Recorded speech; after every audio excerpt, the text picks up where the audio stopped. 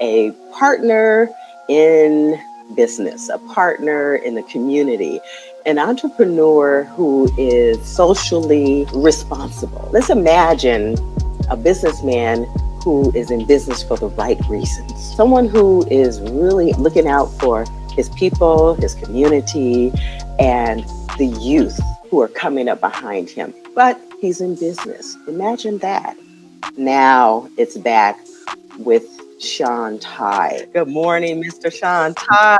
Good morning, Alicia. So happy to be here, and I want to applaud you for having this amazing platform for folks of color to have a platform, honestly. I appreciate that. I think we have the same social responsibility in mind. We're looking at the future and how we can really elevate our communities and our generations that are coming behind us. And also want to say congratulations to you for learning through the Facebook Ambassador Program. One of the things that we do is reaching 800 students every year, community college, state level college students, is most of the students, they think they have to act like they know everything. And I tell them, I say, I'm still learning every day. I'm just sharing the experiences that I've had, but I'm still learning every day. I don't know the answers. And when they hear that, they get reassured that they're on the right track. So you are on the right track, even though you're accomplished. So congratulations. And still learning, right? Absolutely. Too old to learn. And that's why I love what you're doing now as executive director of Bridgegood. Wow. So I started what was then Oakland Digital Arts and Literacy Center, is a long name. We started that in 2009. I was in my 20s, mid 20s. I was what I thought I knew everything, and I realized I didn't know anything. So I tried to start a nonprofit, thought it'd be easy. I bought a book off Amazon's How to Start a Nonprofit, which was ridiculous. I thought I could read a book and start a nonprofit. But what I ended up doing was I rolled into Oakland City Hall. And at Oakland City Hall, I met someone named Kathy Littles, who gave me a list of people to call. And she's like, this guy's not going to succeed at just randomly calling people. At that time, you notice I said calling, because it was calling before. So I'm calling people. And no one got back to me, Alicia, but one person.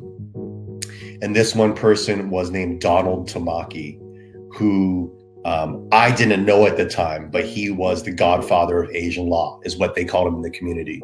He helped start the Asian Health Services. He started the Asian Law Caucus, probably one of the most renowned Asian figures in the Bay Area community. And he heard of my idea of tech and design for social good, called me to his office in Union Square.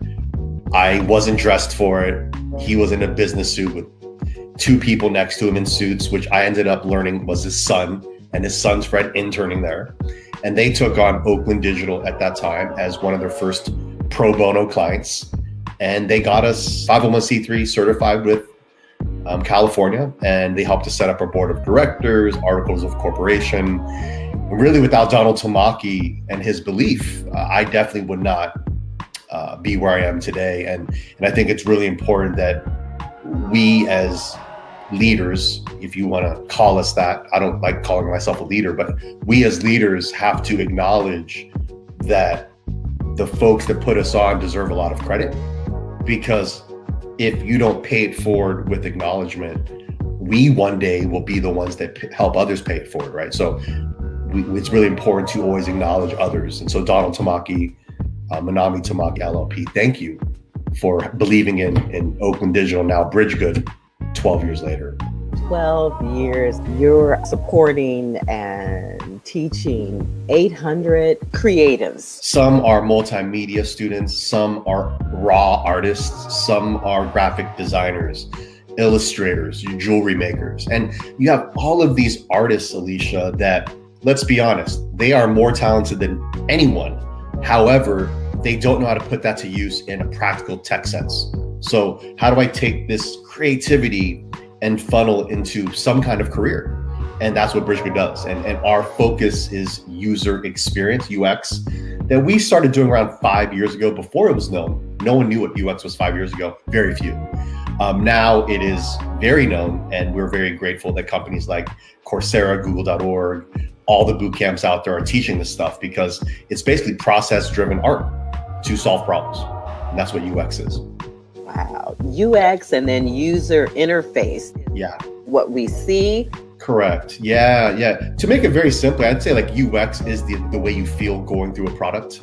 And then UI are the elements that you see. And in many cases, you're a UI designer, graphic designer, visual designer by putting together this slide overlay with the sponsors below, with the updating of the titles. So it's very closely related, but they're very different as well. And as a matter of fact, you have something coming up on June 4th. It's a celebration of your new community design studio. You know, when we opened, we started out of my mom's furniture store at 26 and Broadway in Oakland. She had been a small business owner for over 40 years.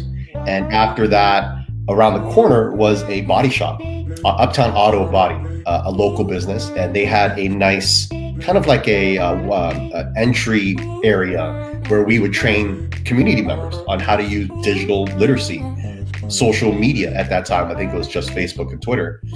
And then we went into next door, which was the First Presbyterian Church.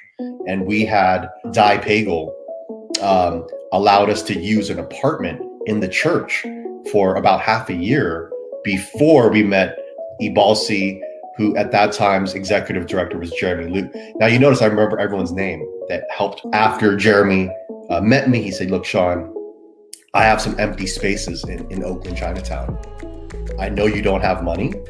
How would you like to do a barter where you can help our businesses in that Ibalsi ecosystem learn digital literacy, and in turn you get free space? We were in Oakland, Chinatown. We doubled our space in Chinatown, and then we said we need to triple it.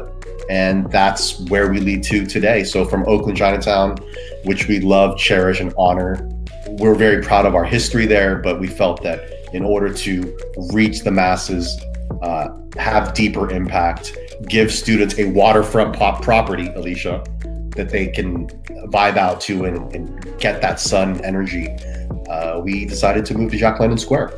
We've to date reached almost 7,000 students, but I think our goal is that year over year we reach more. So if we're at 800, hopefully we can reach 1,200 or 2,000 or 3,000 a year. And really with this space, it's also deeper impact, because one thing that students lack, Alicia, is the confidence of being in a studio, right? They've been at home now for over a year due to the pandemic. They forget what it's like to go to a tech company. Honestly, we've been hearing that. Our feedback, user feedback has been, what does it even feel like to walk into a Google now, a Twitter, a Salesforce, etc. Now, we're not going to be, and we don't have those resources that those big companies have, but the employees of those companies have certainly chipped in with volunteerism, with some donations. And then our board, of course, made that move to Jack London, and really it's those students that walk in and they go, wow, I made it.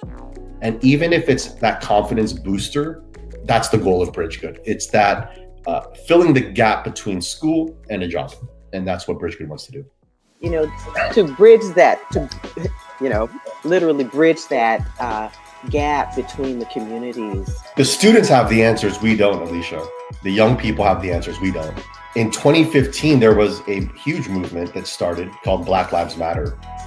And in 2015 is when it became known on a global basis. And that year we had a Inspire Oakland billboard entry. We have this campaign called Inspire Oakland that you can learn about at bridgegood.org. But the goal of Inspire Oakland, Alicia, is to allow students to showcase their artwork through communities of color, specifically Oakland and the East Bay, and talk about what they feel through artwork. And at that time, Jack De Jesus, who is a local activist, I call him an artivist, he goes by Kiwi, he submitted a design at that time as a Laney College student. And his design was Black Lives Matter. So it was a Black woman in lockboxes, which, by the way, I did not know what lockboxes meant, but it's literally the lockboxes that go around your arms so people can't separate you when you're forming a line. What a powerful design that educates, that's edgy, but it's also very risky. Now, remember, in 2015, it was not cool to say Black Lives Matter. In fact, coming as a nonprofit run by effectively an Asian executive director, you're like, man, that's a risky move, right?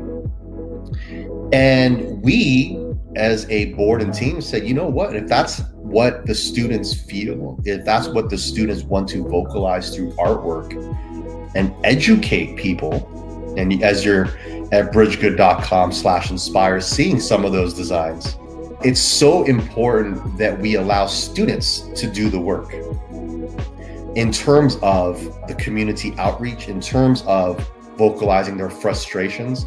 There's one from Mark from last year that encapsulated Black Lives Matter, Oakland Pride. We just had our competition this year. And Alicia, half of them, the submissions of like literally hundreds, were stop AAPI hate. So again, going back, how do we solve it? We solve it by tapping into students and giving them the platform, investing in the artwork, because we have to spend money, Alicia. Those billboards are not cheap. You know that. You're in media. These billboards, these LEDs, these bus benches are expensive, but we invest in those to effectively create change, which is why we call it #design for social good. Just give the folks watching a little bit of about who you are and how where you grew up, and how this is the solidarity and the unity that people see is nothing new. It's been going on for years. Yeah. So I've always loved hip hop, and I think we connected on that. I had a hip hop show called Push in the Bay. You can still Google it. Push in the Bay with Ray Love. Shout out to Ray. He's like one of my heroes and champions. But he grew up with Mac Mall, Tupac, Mac Dre, and I've always felt like the rap game taught me a lot about how to move, how to navigate as a human being. One thing about the Black community that I've always loved and still love, if you go out somewhere with someone, house party, family gathering, you kind of know who's real and you don't need to say it. So that instinct is kind of what I developed, like dealing with the right people, not wasting your time. And honestly, if you ride with someone, ride with them 110%. And if you don't ride with them, right? So I learned my game from that era, the 90s hip hop scene in the Bay. As one of my missions, Alicia, always wanted to connect the Asian and Black community, specifically in Oakland, Chinatown, because my mom's business was 26 and Broadway, which is now considered Uptown, which by the way, never existed before, but that's fine. I'd always walk to Chinatown from my mom's store. Chinatown's right next to that downtown, right? And in Chinatown, it's all Asian immigrants, right? So I never saw those two groups working together. So being a young person that was cultivated through hip hop, the music, the lyrics, the vibe, I always thought it'd be so cool to connect those two groups. So I'm kind of like happy, Alicia, that I've always wanted to do that even before it became, the thing about being cool, Alicia, is how to be cool before it becomes cool to the masses, right? That's the ultimate cool. Yeah, that's really cool. Digital literacy in Oakland, 2009, it wasn't cool then, it's cool now. Social media for small business, 2012, did that at Oakland City Hall. No one heard of it, it's cool now. 2013, we introduced the hashtag Oakland City Hall, wasn't cool, it's cool now. Google in Oakland, invited by us, shout out to Mary and her husband Steve, in Oakland, 2012, because of Oakland Digital. So like all these things that we see now, I only say those things not to spit out names, but as facts. Like, one thing is like blurting out things for no reason. Another is like, actually, you did it. There's receipts, there's proof, you can Google it, so, but I think, Alicia, the biggest thing I want to say is it's good that people catch on. It's good that people understand there's a digital literacy divide, and the traditional digital divide of hardware is from the 90s, right? So there's things that evolve. So as a funder, if there's people funding things, fund things that are new, that are the next step, not what's been done or copycats, because it's kind of like anyone that innovates knows fund people that have forward thinking, right? So we're really lucky that we have a few key funders and people have been showing us love, and Craig Newmark of Craigslist is one of my heroes. He's been funding us for 6-7 years, maybe even more, I think 8 years. And he's just like, I don't do the work, I fund leaders that do good work. And I've always had an admiration for that mindset of someone that really understands it, because the folks that just do it performative wise, they do it for performance.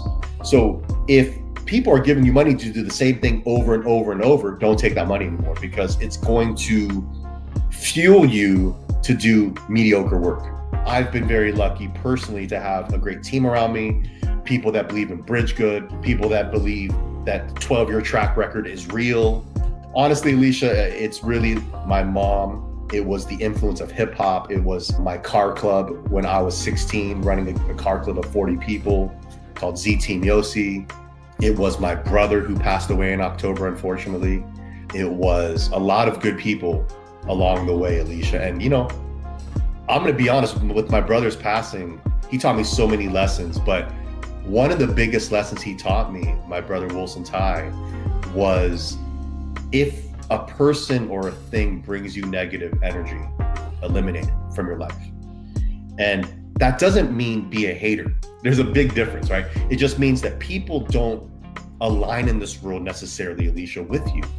And you know what? It's okay, right? Like, if they don't align with you, that's great. But, to Wilson's credit, he told me that in a time when he was hurting. And he's like, Shaun, honestly, time's so important. He's like, just don't worry about that. Like, someone brings you negative energy, keep it moving. I really appreciate everything you're saying, because you're talking about the culture, really carrying a whole community forward. I can also appreciate the testimony about, being a pioneer and innovator here in the Bay Area. For some reason, we get it at a different time than the rest of the country, but what we do with it is something very different. It's an ongoing creative process that connects cultures and people. Yeah. And this is the beauty of Bridge Good and Clarity Media working now, because we can bring together more people, more ideas, and more great work. In 2015, Google.org funded us for a platform called bridgegood.com. And as we were reaching more people, Alicia, we had to really look closely and be like, we love Oakland, we're headquartered in Oakland, but how do we scale, right? And the problem was Oakland Digital Arts and Literacy Center couldn't scale. Like, you go to Stockton, which we do go to Stockton, we love Stockton, shout out to Michael Tubbs, the former mayor. We go to Clovis, Fresno, we go to Richmond, we go to Daly City, San Mateo. You can't say Oakland Digital, because they're like, well, why are you over here? So Bridge Good was a way to get the mission, bridging good people to good opportunities, right? In the name. So that's why we became Bridge Good. And so the other thing we had to do, Alicia, was narrow down what we do. So before, we would help small businesses, we do connecting students to small businesses, we do a lot of offerings, and now it's Inspire Oakland, our design challenge, our UX design apprenticeship, which is a 3-month program to get students jobs, and then honestly, our fundraiser, right? So we had like 20 offerings before. So my advice to you as an entrepreneur is, what's that one good thing that you're good at? And then how do you quadruple down on that one thing, right? Because you can't do everything really well.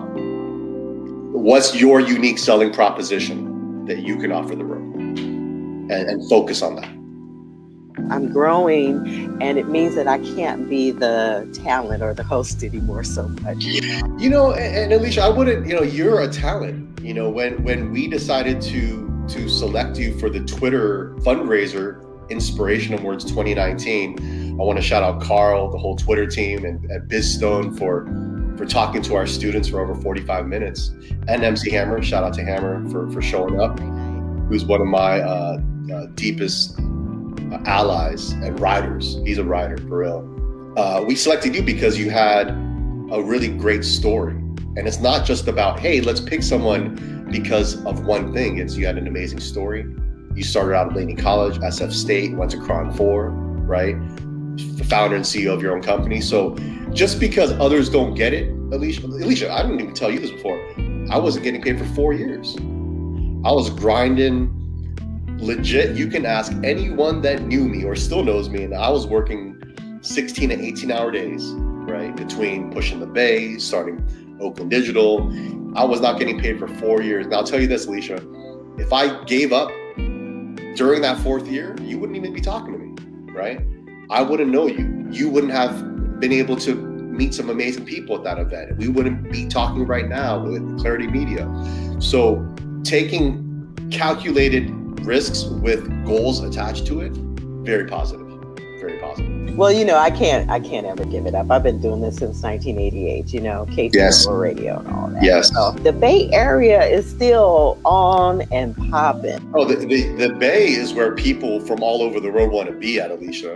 I'm like, if I want to go get some banh mi, I go to Oakland, Chinatown. If I want to get some Filipino food, I go out to DC, Daly City.